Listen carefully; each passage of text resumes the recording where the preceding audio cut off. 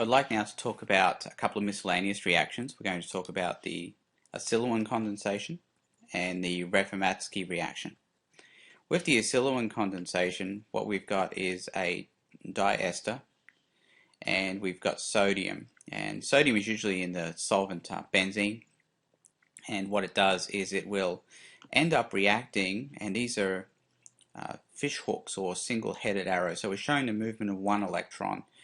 And the way it reacts is to allow the carbons that make up the ester groups to react and cyclize. So what this means is that in contrast to a Dieckmann condensation where the ring is one carbon less than the chain, the Acyloin condensation has a ring size that is equal to the length of the chain because it's the ends of the chains that are actually going to join together, and you can see that in the mechanism here.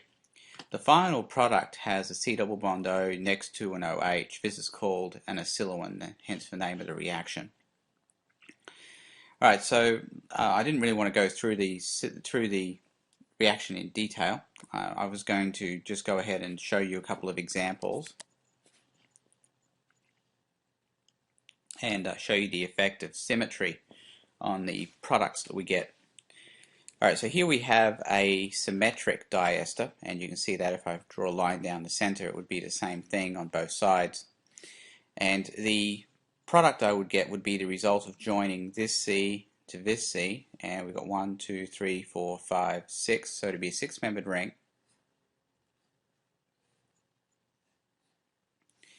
If I was to number this, it would be 1, 2, 3, so this would be a methyl, and I'd have another methyl here. And here I would have the C double bond O and the OH. Now it doesn't matter about the order of these, I can put these either way, it's going to be the same compound regardless. And the reason for that is because it's a symmetric diester. Here's the other thing I want you to take into account. If we look in the mechanism here, this one step where the enol converts into the ketone, I want you to notice that we could do this on either side. So there's a 50-50 shot that could go either way here to produce either the C double bond O and the OH in this order, or the OH could go here and the C double bond O could go here. However, if it is symmetric, it doesn't really matter about which order they go in. You're only going to get one compound. This one, on the other hand, is not symmetric. So we're still going to end up with a six-membered ring. I'm still going to put the C double bond O with the OH on here, and I know that the ethyl group would be 2 away from where it joins, so I can put the ethyl group here.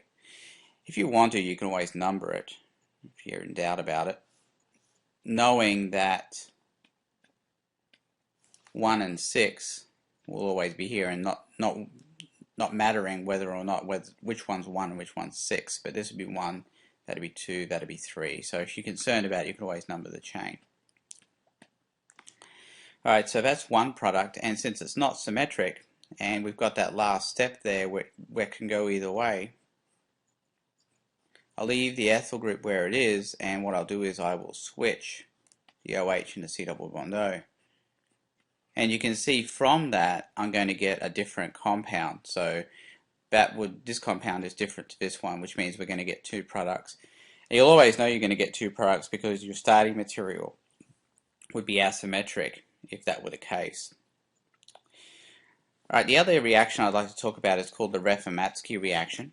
And what we're doing here is we're using this ester, which is an alpha bromo ester, and we're using zinc in the first step. And what's going to happen with that is that the zinc is going to act like magnesium does in the Grignard reagent. So what we're doing is we're going to insert the zinc in between the C and the Br. And not surprisingly, it's going to react a lot like a Grignard reagent as well. So in this first step, the Br and the zinc will insert between the Br and the C.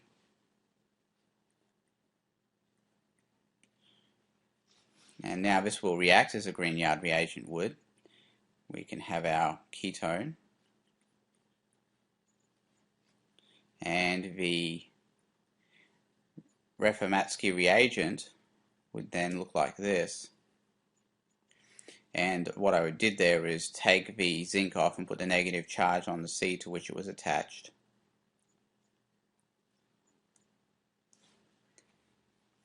So this attacks just like a Grignard reagent would attack.